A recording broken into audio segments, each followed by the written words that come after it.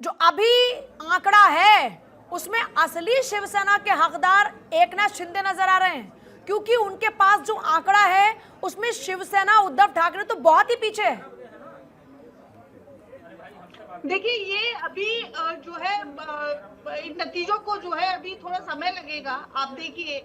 और बहुत इस बात की संभावना है कि इनके खुद के जो गठबंधन है वो भी इनसे नाराज चल रहे हैं, और इसमें कोई दो राय नहीं है कि थोड़ा समय बीतने दीजिए। पर एक सेकंड के लिए बस आपको रोकूंगी, 60 और 16 का फासला है, 60 और 16, मतलब एक यहाँ है तो एक बिल्कुल यहाँ। देखिए, बहुत जल्दी होगा किसी भी बात को कहने के लिए, बहुत जल्दी होगा किसी भी बात को कहने के लिए। अभी थोड़ा सा समय इस चीज को लगेगा, तभी स्थिति बिल्कुल साफ हो पाएगी। और हमें पूरा यकीन है कि जिस प्रकार से हमने जो है महाराष्ट्र के मानुष की बात करी है, वहां के जो है वहां के लोगों की हमने बात करी है, इनकी तरह जो है केवल बांटने की बात नहीं की है। हम इनके जो कॉर्पोरेट मित्र हैं, जिनको पूरा ये बेचना चाहते हैं, धारावी बेचना चाहते हैं, हमने उस मानुष की बात की है। और वहां पर लोगों ने ये बात समझी है, और लोग ये बात जानते हैं कि अगर कोई इनका भविष्य बना सकता है और इनका भविष्य बचा सकता है, वो केवल और केवल महाविकास आघाड़ी है। अभी अनुजा जी बात कर रही थी झारखंड की, कि माटी मानुष और बेटी की माटी। मैं आ रही हूँ आपके पास। प्रियंका गांधी को लेकर बड़ा अपडेट इस वक्त है। प्रियंका गांधी वायनाड सीट से इस वक्त बढ़त बनाए हुए हैं, और एक बड़ी बढ़त बनाए हुए हैं। 1,04,51 वोटों से प्रियंका गांधी इस वक्त आगे हैं। वायनाड में प्रियंका गांधी ने बड़ी बढ़त बनाई है, 1,04,51 वोटों के साथ में प्रियंका गांधी आगे हैं। तो इस लिहाज से अगर देखा जाए तो अंत तक आते आते ये माना जा रहा है कि जो बढ़त प्रियंका ने अभी बनाई है वो एक बड़ा मार्जिन है, और ऐसे में लगता है कि यहाँ पर जीत प्रियंका गांधी की पॉसिबल है। प्रियंका गांधी से पहले राहुल गांधी ने ऐसा चुनाव लड़ा, और क्योंकि राहुल गांधी ने रायबरेली को चूज किया, ऐसे में इस बार ये जो चुनावी डेब्यू प्रियंका का हुआ वो वायनाड से हुआ। 1 लाख से ज्यादा अभी वोटों से बढ़त बनाए हुए हैं प्रियंका लगातार वायनाड से। जल्दी से बात पूरी कीजिएगा। देखिए ऋतु जी को सर्विस जी बस एक सेकंड आ रही हूँ, जरा बात पूरी हो जाए। प्रियंका जी वायनाड में ऐतिहासिक जीत दर्ज करने वाली है। ये बात बिल्कुल जो है नपी हुई है, तुली हुई है कि जो प्रियंका जी है वायनाड से ऐतिहासिक जीत दर्ज करने वाली है। रही बात अगर भी हम झारखंड की बात कर रहे थे, तो आप लगातार देखिए हमने जो है हमारे गठबंधन ने वहां पर मैया सम्मान योजना, पशुधन सम्मान योजना, तमाम वहाँ के जनता के कल्याण की जो है वो बात कर। लेकिन आप तो वहां पर भी बहुत पीछे हैं। आपका रोल तो उसमें बहुत ही कम है ऋतु जी। कांग्रेस की परफॉर्मेंस को क्या हो गया? 2024 के इलेक्शन में जो आपने आंकड़ा छुआ उसके बाद इतने ज्यादा खुश हो गए क्या कि मेहनत में कमी हो गई, या इन लोगों ने ज्यादा मेहनत कर ली? देखिए मैं फिर से यही बात कहूंगी कि ये बहुत जल्दी होगा किसी भी बात। चलिए, ऑप्टिमिस्टिक होना अच्छा होता है। जल्दी सर्वेश पाठक जी क्विक रिएक्शन, फिर मुझे अनुजा जी के पास जाना है। जल्दी। ऋतु जी को मुबारक हो, क्योंकि प्रियंका गांधी जी जीत के आ रही हैं। दूसरी बात, मतलब 1 लाख वोट से आगे हैं तो शायद वो जीत जाएं। दूसरी बात देखिए, महाराष्ट्र में मैं इलेक्शन कमीशन के वेबसाइट से आपको आंकड़े दे रहा हूं। बीजेपी 116 पे है, और जो शिवसेना शिंदे ग्रुप है, जो असली शिवसेना है, 56 पे। वहीं आपके पार्टी जो कांग्रेस है 22 सीटों पे बस आगे है।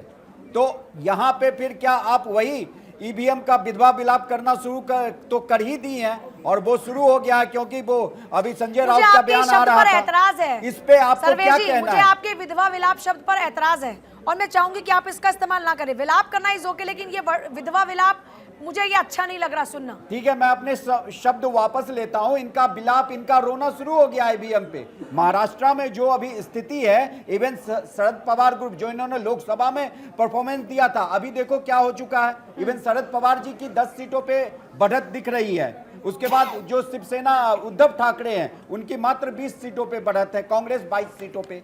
तो यहाँ पे ऋतु जी आप ये बताइए कि यहाँ पे आपका भ्रम क्यों नहीं चल पाया? क्योंकि 2.5 साल की सरकार महाराष्ट्र में आपकी भी थी, 2.5 साल की सरकार महायुति की हुई, और जो परफॉर्मेंस इन्होंने किया जनता उसको पूरे सर आंखों पे चढ़ा के और मैंडेट दे रही है। अनुजा जी जल्दी से क्विक रिएक्शन। देखिए ईडी आपके साथ है, सीबीआई आपके फिर वही ये ईडी सीबीआई वायनाड। मैं सिर्फ इतना बोलना चाहूंगी ऋतु जी को, ईडी सीबीआई वायनाड में क्यों नहीं है? अनुजा जी बोलिए। अनुजा जी ऋतु जी एक सेकंड, थोड़ा सा धैर्य है बस। अनुजा जी हाँ, मैं सिर्फ इतना कहना चाहती हूँ पूजा ऋतु जी को कि जो प्रियंका गांधी वाड्रा के बारे में इतना खुश हो रहे हैं सारे, तो ये भी बता दूं कि सीपीआई की जो सीनियर लीडर जो सीएम केरला के हैं पिनराई विजयन ने ये बात बताई है और सबको बताया था कि जमाते इस्लामी के सपोर्ट से जीत रहे हैं। तो क्या आप इस बात को मानती हैं कि जमाते कि नहीं, तो ये आप ये जानती है कि जमाते इस्लाम से आप जीत रही हैं? क्योंकि ये बड़ी दुख की बात है। आप दिखा तो रहे हैं अपने वोट, पर ये वोट जिस चीजों से आप निकल कर आ रहे हैं, ऐसे ही आपने वहां पे भी करा था, हिमाचल प्रदेश में, तेलंगाना में, कोशिश आपने सब जगह पे यही करी थी। आज कहाँ पे खड़े हैं आप कांग्रेस में कहाँ खड़े? कांग्रेस में रहने से आप मुझे बताइए कहाँ खड़े हैं? आपका हिमाचल प्रदेश के अंदर आपके होटल है सारे जब्त कर दिया हिमाचल प्रदेश हाई कोर्ट ने, यहाँ पे भवन आपका जब्त हो गया दिल्ली के अंदर। आप तेलंगाना में कहाँ खड़े हैं? आप कर्नाटका के अंदर आप सारे जो लैंड है हमारी, वो सारी आप हिंदुओं की लैंड जो आप वक्फ बोर्ड के अंदर देते चले जा रहे हैं। आपका सिर्फ और सिर्फ नहीं, देखिए जेएमएम, एक सेकंड ऋतु जी, एक सेकंड अनुजा जी, आप भी बहुत ऑप्टिमिस्टिक हो, हर किसी को होना चाहिए। जाहिर तौर पर ये अभी रुझान है, आगे आगे देखिए होता है क्या। लेकिन अभी मौजूदा स्थिति में आप लोगों ने जिस तरह से आदिवासी चेहरों को साधने की कोशिश की, आदिवासी महिलाओं का मुद्दा उठाया, रोटी बेटी माटी की आप लोगों ने बात की, इनके करप्शन की आपने बात की, उस तरीके से तो इनका जो आंकड़ा वो बहुत कम होना चाहिए। लेकिन अगर अभी भी ये कांटे की टक्कर में खड़े हैं, तो जिस अस्मिता की आप बात कर रहे थे उसका क्या आंकलन होगा फिर उस पर? देखिए ये बात, ये मेरा सवाल अनुजा जी से, मुझे पूरा ऋतु जी, विश्वास है, ये मेरा सवाल अनुजा मोदी जी की नेतृत्व की सरकार है, एनडीए है और 50 सीट पर हम लोग जीत कर आ रहे हैं। ये मैं बात आपको बता रही हूँ, हमने काम किया है, ये उसी का नतीजा है। और जो जिस तरह से लव जिहाद और ये जो लैंड जिहाद किया है ना, जमीनों को जिस तरीके से बेचा गया है, आदिवासियों की बेटियों के साथ इन्होंने शादियां और उनकी जमीनों को जब्त कर दिया, उन्हीं से आगे इलेक्शन चलाया।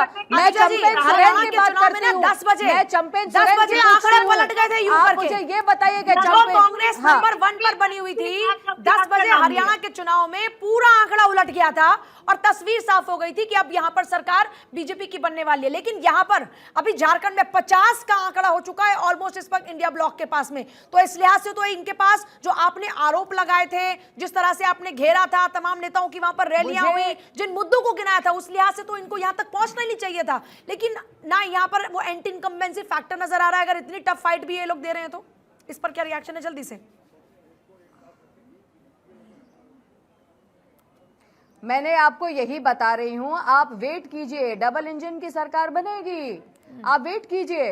क्योंकि मैं फिर कहती हूँ रुझान है, रुझान तो है, अब रुझान है, कहीं पर भी कुछ भी हो सकता है। हम लोग इसीलिए जलेबी और पकौड़े वगैरह बनाना नहीं शुरू कर देते कांग्रेस की तरह, ढोल बजाना शुरू कर दें। तो कांग्रेस ने भी सबक लिया है, हमारी प्रो इनकम्पेंसी रही है। कांग्रेस के नेता भी इस बार जलेबी नहीं बनवा रहे हैं, लड्डू के ऑर्डर भी नहीं दिया है, मुझे लगता है। मैं आपसे इनसे ये पूछती हूँ,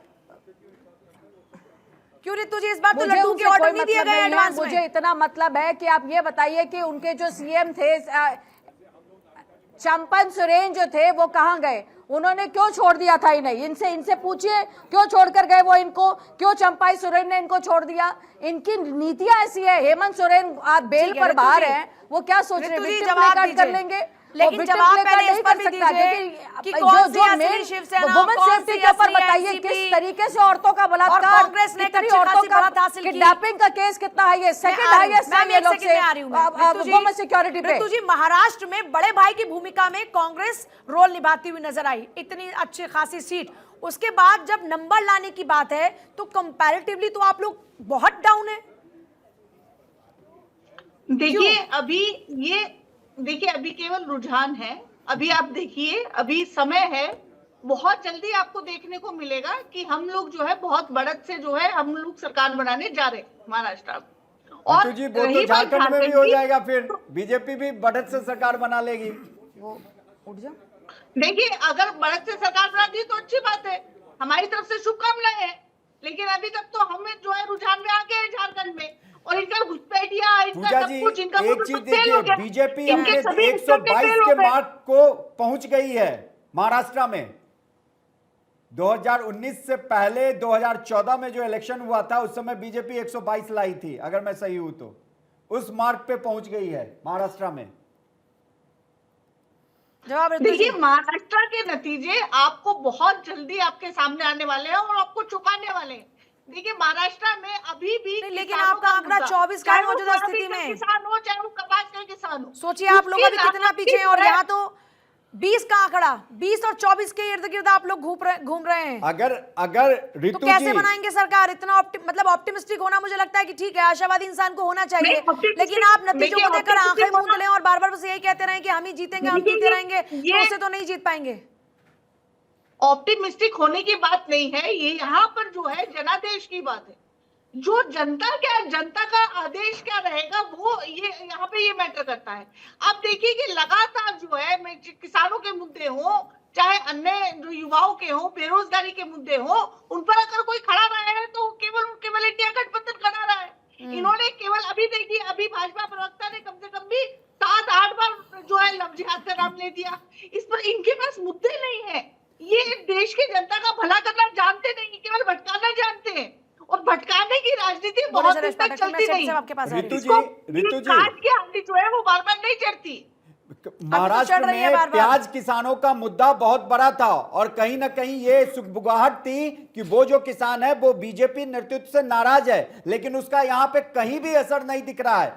आप कह रही हैं कि अभी रुकिए, 10:30 बज चुका है, जैसे झारखंड के लिए बीजेपी के प्रवक्ता महोदया बोल रही हैं। अगर मैं इन रुझानों को, इलेक्शन कमीशन के रुझानों की बात कर रहा हूं, पूरा ऐड भी कर दूं, 20 कांग्रेस, 18 यूबीटी शिवसेना और 10 शरद पवार, 68 सीटों पे आप आगे चल रही हैं, और 20 पे अन्य हैं, उनको भी आप ले ले तो 88 सीटें हैं। कहां आपको 145-44 सीटें चाहिए सरकार बनाने के लिए? ये जो फासला है कहां से आप तय कर पाएंगी? ये ऐसा देखा गया 10-11 बजे तक जो भी रुझान आए हैं वो रिजल्ट में तब्दील हुए हैं। और अगर अभी देखा जाए, ये इलेक्शन कमीशन का वेबसाइट भी दिखा रहा है, बीजेपी अपने पुराने रिकॉर्ड जो 122 का मार्क था उससे आगे बढ़ रही है, मतलब 122 पे आ गई है। तो किसान का न तो मुद्दा आपका हरियाणा में चला, न तो महाराष्ट्र में चला है। देखिए, मैं यहाँ पर बिल्कुल साफ कर देना चाहती हूँ कि मैं इलेक्शन में लगातार रही हूँ और मैंने जनता का रुख देखा है।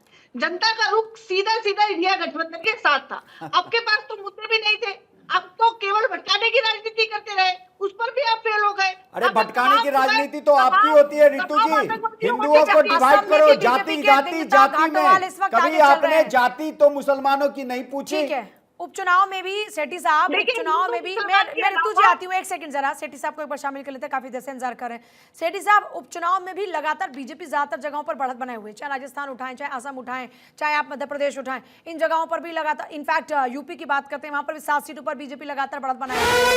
तो उपचुनाव में अगर कोई पार्टी आगे बढ़ रही है तो उसका तो बड़ा पॉजिटिव वो लेगी रिस्पॉन्स। मैं एक बार आ रही हूँ आपके पास इसी पर रिएक्शन के लिए, लेकिन बिहार उपचुनाव पर एक बड़ा अपडेट इस वक्त मिल रहा है। बिहार उपचुनाव में तरारी से बीजेपी के विशाल प्रशांत इस वक्त आगे बने हुए हैं, रामगढ़ से बसपा के सतीश यादव इस वक्त आगे बने हुए हैं, इमामगंज से एचएम की दीपा कुमारी इस वक्त आगे बनी हुई है, बेलागंज में जेडीयू की मनोरमा देवी आगे बनी हुई हैं। तो यहाँ पर देखिए, हर पार्टी को लग रहा है जैसे एक एक सीट अभी मिलती हुई नजर आ रही है। बिहार उपचुनाव पर भी ये बड़ा अपडेट इस वक्त, क्योंकि देखिए तरारी से बीजेपी के विशाल प्रशांत इस वक्त आगे हैं, तो ये बिहार से इस वक्त अपडेट आपको बता दें। और देखिए यहीं रामगढ़ सीट की बात करते हैं तो यहाँ से बसपा के सतीश आगे, इमामगंज से हम की दीपा कुमारी इस वक्त आगे चल रही हैं। और देखिए रांची में कांग्रेस की अहम बैठक भी शुरू इस वक्त हो चुकी है। यह बड़ी खबर है इस वक्त, गुलाम अहमद मीर तारिक अनवर की यह बैठक है। और देखिए बैठकों का सिलसिला भी शुरू हो चुका है, महाराष्ट्र में 3 होटल्स भी बुक हो चुके हैं। और बीजेपी से प्रवक्ता आरपी सिंह अब हमारे साथ में रहेंगे। शेट्टी साहब, जल्दी से क्विक रिएक्शन।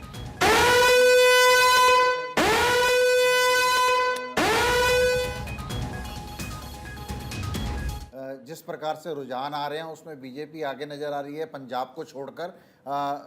आप देखिए ना, जिस प्रकार मैंने आपसे पहले ही बोला है कि पूरे देश के अंदर जिस प्रकार कब्जा करने की राजनीति बनी हुई है, बाय हुक और क्रुक अपने आप को कब्जाने का कहना शुरू कर चुके मैं हैं। आपको वो कह रहे हैं कि कुछ तो गड़बड़ है, चाहे सीबीआई झारखंड में गड़बड़ नहीं होती, महाराष्ट्र में। अच्छा सेठी साहब ये बताइए, सेठी साहब एक बात बताइए, लालच हो, सेठी साहब चाहे नहीं, सेठी साहब एक बात बताइए, झारखंड में कोई गड़बड़ नहीं हो रही अगर वहां पर इंडिया ब्लॉक की अभी सरकार बनती हुई नजर आ रही है। महाराष्ट्र में क्योंकि आप लोग बहुत पिछड़ गए तो वहां पर गड़बड़ की बात है, तो ये तो अच्छी बात नहीं है ना। मेरी बात समझिए ना, जिस प्रकार से कई ऐसी स्टेट्स हैं जहां पे गड़बड़ नहीं कर सकते, जहां पे झारखंड में गड़बड़ नहीं कर सकते, जहां पे कर ये सकते हैं क्या वहां पर लॉजिक करी हुआ जा रही सेठी है। साहब? जिस ये प्रकार क्या से लॉजिक एक सेकंड, झारखंड में गड़बड़ क्यों नहीं कर सकते और महाराष्ट्र में कैसे गड़बड़ कर सकते हैं? एक सेकंड सेठी साहब ये बताइए सर, थोड़ा सा एक्सप्लेन कीजिए, मुझे लग रहा है कि मेरी समझ थोड़ी कम है।